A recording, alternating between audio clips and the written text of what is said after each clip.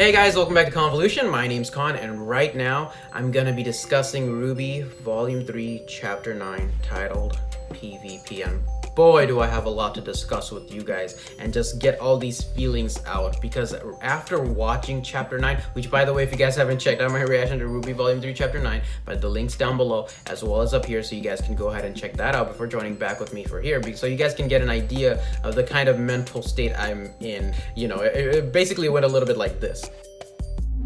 Dude, I'm so freaking excited, dude! So it goes without saying that I was incredibly impacted after what happened last chapter, simply because, I mean, of course I've seen tons of anime, I've seen tons of TV shows, but what makes RWBY so special and so unique and different compared to everything else I've seen is because I'm sharing it on a platform such as YouTube, as well as with you guys. Because, I mean, you guys have made my experience of this series so much more than what it would have initially been had I just watched it on my own. I'm attached to the story so much more, I'm attached to these characters so much more. It's definitely a more unique experience than I've ever experienced before. And so having watched something like that transpire in the last chapter, the way it happened left me so incredibly shook and so distraught in so many ways that there's no way I could have filmed a discussion video or gone into some sort of deep form of analysis. Obviously you guys can see I look very different, and simply because it's been a couple of days, you know, and I've had an opportunity to rewatch the chapter twice, and you know, I took a whole bunch of notes to be able to share and discuss my thoughts with you guys, because I really have to get all these emotions and feelings and ideas out there with you guys, and ultimately I really want to hear what you guys have to say as well. So of course leave your comments down below, as I'm sure many of you have already did by the time this video has been uploaded, which I love you guys' enthusiasm. Thank you guys so much. You guys make, you know, everything about this series and being able to watch it and share it with you guys that much more colorful experience for me, you know. So without further ado, let's go ahead and get started with this discussion. So nobody gets the moon! Yes! So the first thing that I have listed here that I really want to talk about is, I think the most predominant feeling that I had throughout last chapter, chapter 9, was a sense of confusion. Or confusion, I should say, because I had this idea in my head of what was going to happen and how everything was going to play out, and it went so completely the other direction. I think what this show really does well after watching volumes 1, volume 2, or even early volume 3 is, despite all these dark elements already being present within the series, they're presented to you in a way where you get given this false sense of security. You get given this feeling that no, despite what happens, things are still gonna work out well at the end, like the way they worked out well at the end of RWBY Volume 2. You know, so what the series gave me is that it set sort of the limitations in my mind of what this series was able to do, where the series was able to go, what the mindset of the writers was, what the kind of boundaries that they were willing to cross and not cross. And in my own naivete, I assumed that all these characters that we were introduced to had some form of plot armor around them. And what this last chapter made extremely clear was that that was ultimately not the case whatsoever. Now I know a lot of you guys you know, alluded to the fact that the show was going to get a whole lot darker, but for some reason I had in my head that, you know, of course the series was going to get darker, but there's no way that I would have pictured that it would take such a drastic turn. I mean, the game's completely changed, you know, nobody is safe, anything is possible. It's no longer this happy-go-lucky show. There are legitimate consequences to everything now. I'll tell you what I thought was gonna happen. I had this idea in my head, and this is what I thought was gonna happen. This is what I thought was gonna happen. Of course, Emerald's in the audience. Mercury is blocking RWBY from telling everybody that Pyrrha and Penny, the fight is not gonna go so well. I thought that the Pyrrha and Penny fight was gonna happen. I thought it was gonna be an epic fight, and boy was it an epic fight. Of course, if you guys have seen my reaction, I was like super psyched and hyped for it, man. That was such an awesome fight. And it's just, even if like thinking about it now, like it's so hard to like put it into words, like what happened afterwards. It's just horrific and terrifying in a way to just even think about it. But you know, while Pyrrha is using her powers, she would ultimately gain the upper hand, because polarity, you know, she'd be able to, you know, basically pin Penny against the wall, because she's completely you know, made out of metal. When Penny is about to lose at the hands of Pyrrha, I thought that's when Cinder was gonna take over Penny's body through that, chess piece virus that she has implemented into the whole software that's going on. But then she would take control of Penny in such a way that she would start to wreak havoc within the stadium. She would start to attack, the citizens, or at least make it look like she's attacking the citizens, and I thought that's what was Cinder's plan, to make it look like one of Atlas's students is ultimately the villain. And she would do that from a distance. And while everybody was preoccupied with taking down Penny, that's when Cinder would break the defenses surrounding the city of Vale and let all the Grimm in that were, impacted by all these negative emotions that the people are experiencing at the moment. And I literally thought that's the way it was gonna go. And I thought Emerald would, of course, have a role to play in making that illusion or that hallucination that much grander in people's eyes, specifically Pyrrha. But there's no way that I thought they were actually gonna kill off this character.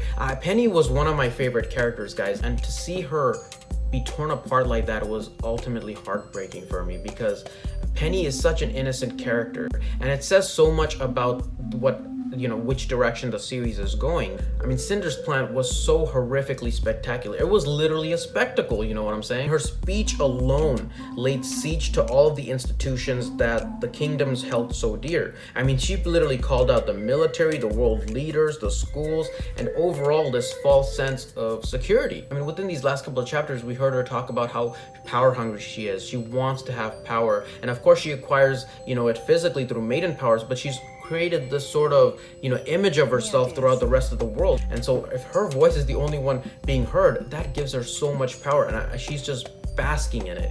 This was basically theater for her. She had obviously rehearsed this 100 times, and I felt like the plan went so perfectly for her and her team. And the speech itself and the message it portrayed, it was so haunting in so many different levels. It reminded me a lot of Bane's speech in The Dark Knight Rises, where he questions the integrity of the government and exposes the fragility of what it supports. The problem was that here, there was no Batman to ultimately come and save the day. Everything just became pure and utter chaos. As much as I hate Cinder and her crew for what they did, I still admire the series for creating these characters of such incredible precision.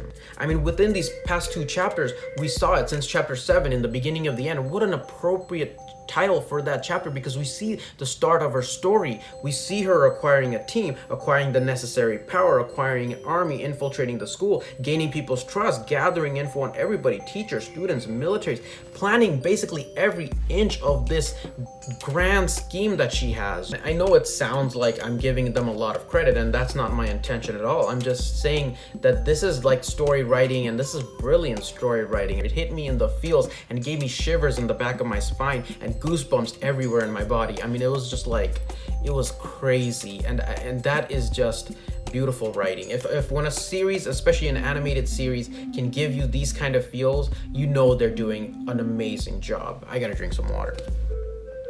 The series really had a light about it, which created this shade of innocence about it, but now I feel like that flame has been extinguished, literally with the death of the most innocent character within the series, because I felt like Penny, what she symbolizes is this grand level of innocence, somebody who I can't imagine has been alive for very long, and suddenly to tear her apart like that is basically just destroying innocence in the most gruesome way you possibly can. I don't want to go on a complete tangent, but I just want to state that Cinder is basically starting a war with what she's doing.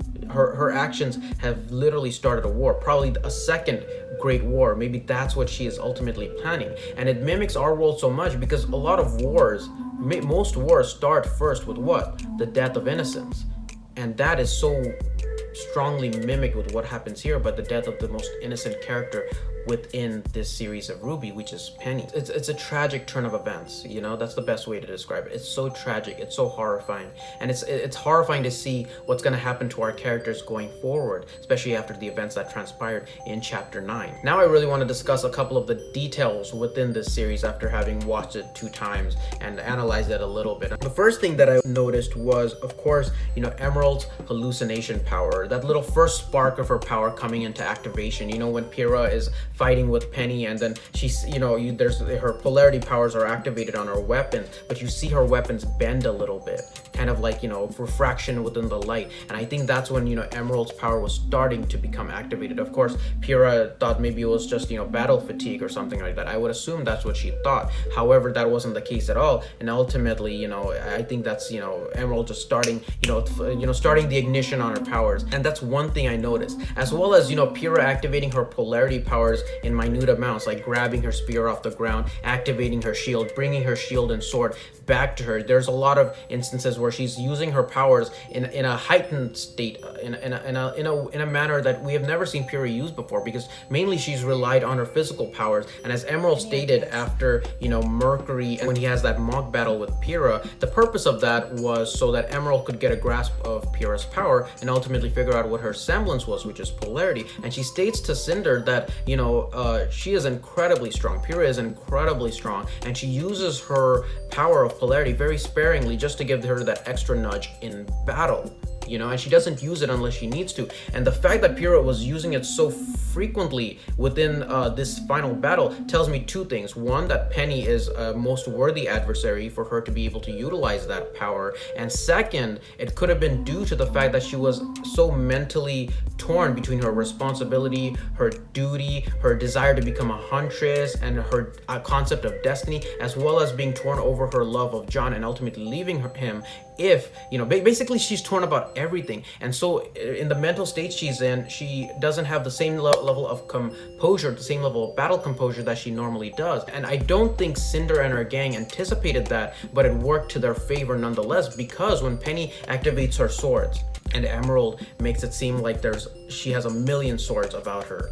And I think in any other circumstances, if Pyrrha wasn't as, depressed or as mentally and under mental anguish as she was at that moment, I think she wouldn't have activated her polarity field as she did. She pretty much exploded all her polarity power all at once. And then we saw what ultimately happened. So I think it happened because not only was Penny strong, and Pyrrha was driven to the point that she really needed to rely on her semblance, but also the fact that she was so mentally warped by everything that was happening to her that she had no other choice but to use her power in a heightened state of fear and anxiety. So I think that's what happened, and ultimately it worked to Emerald's favor. I don't know about Emerald's power very much, but I have two hypotheses about what happened. When Pyrrha activated her energy field, I think that may have negated Emerald's powers a little bit. I don't know if Emerald just turned off her illusions at that point, because we know Emerald's power has limitations, right? I think several of you guys have mentioned that, she can create illusions for like one or two people, but even that puts a strain on her. And when she does create illusions, she can't hold it for very long. At least that's what I think. And so I don't know if other semblances can cancel her semblance. So like, when Pyrrha activates that polarity field, is it slowly negating Emerald's powers as it, pretty much erases it? Or did Emerald just turn it off at that point because that's just the limitation of her power? It's just that's the idea I had in my head while dissecting that scene. And of course, what results afterwards is just completely horrific, and everybody's emotions is awry. This tournament is being broadcast to the whole world, so there's grim activity on Rise everywhere. We're just seeing it happen in Vale. This is basically grim stimulation on a global scale, the likes of which I don't think this world has ever seen before. And we are just the audience. We are like the spectators who are just consumed by this forming storm, and we can't really do anything about it. It's just gonna hit us. And now I really want to take a moment and talk about Cinder's speech. She is, of course, coming off as the ultimate villain, but she is playing herself as the victim in all this as well. She's basically trying to arouse sympathy within the audience and trying to make herself feel like a victim as well, trying to portray herself as a victim to the institutions at hand. She says things like, oh, look how one student has torn apart another student. She forces people to question their government, question their military, basically the powers at hand. She's villainizing Ozpin, she's villainizing the Atlas military, she's humiliating humiliating Ospen at the same time and trying to instigate another war, it seems, by antagonizing Ospen against the Atlas military. This is basically Inception. I mean, not only is everybody scared, but she's pretty much put that thought of distrust in everybody's mind with just one speech. I mean, this is brilliant. This is brilliant storytelling, and I absolutely love it. Don't think I'm not heartbroken about what happened to Penny, but from a storytelling perspective, and just, you know, from, you know, somebody who loves to read these kind of stories, watch these kind of stories, this is brilliant storytelling, and I absolutely love it. I would not change anything about this chapter at all. So those were all the little detailed ideas that I had going for me as I came out of watching last chapter. But finally, I gotta get to the thought that's been haunting me after watching this chapter, and that's the fact, can Penny be brought back? Is Penny alive? And I think it would do a disservice to the story that they've created, because after the last chapter I wanted her back so badly. Like, I was thinking of, oh, she's a robot, they can fix her. I mean, they showed that older scientist looking kind of gentleman. I think that was Penny's father, and of course he is broken from what has happened. I mean, he was clenching his chair very tight, and I thought, like, oh, what if, like, he could fix him and put Penny back together like Alita Battle Angel, you know? What if she was able to take her consciousness and upload it into like a wireless server? Maybe they could put that consciousness back into another robot. But then I realized that no, she's the first synthetic being to have a soul, and if you have a soul and you died, that soul is ultimately gone. Yeah, you could recreate another robot in her image and maybe give her the same quirks and personalities and same sort of upbringing, but you can't return the soul back. So Penny, as hard as it is to say, Penny's gone. Penny's gone. And like I said, it would really do a disservice if you could ultimately bring her back, because I don't think, I mean, we obviously know that there's magic within this world, but I think even magic has its limitations when you're talking about the limits of life and death. I don't think magic can ultimately bring back the dead. But like I said, from a storytelling perspective, I absolutely loved it. I love this series, and I cannot wait to see much more. So please leave down in the comments, guys. I'm sure you guys are already commenting. Please leave down in the comments, what did you guys think? Is there anything I missed or forgot to mention, or I failed to notice on these watches? Please share down below. What was your expression, and what did you guys feel when you guys first saw this chapter? Were you guys expecting it, or did it just hit you like, you know, a cold fist to the face, you know? And that's definitely what it felt like. I felt like my whole body was electrified from it in such a way I can't really completely explain, but I'm sure you guys at least you know, can understand the kind of emotions that I'm going through. So leave your comments down below, guys. As always, if you guys are enjoying watching me talk about these things and watching me react to this series, please hit a like, please subscribe. Please share the video with any other fans of RWBY out there, and I'll see you guys later in my reaction for RWBY Volume 3, Chapter 10, as well as its discussion, which I gotta do very soon as well. I'll see you guys later. Have a wonderful day or a wonderful night wherever you are. Bye. Thank you guys so much for watching, and if you enjoyed this video and would like to see more like it, please subscribe, hit that like button, and feel free to share the video, and I'll see you guys next time.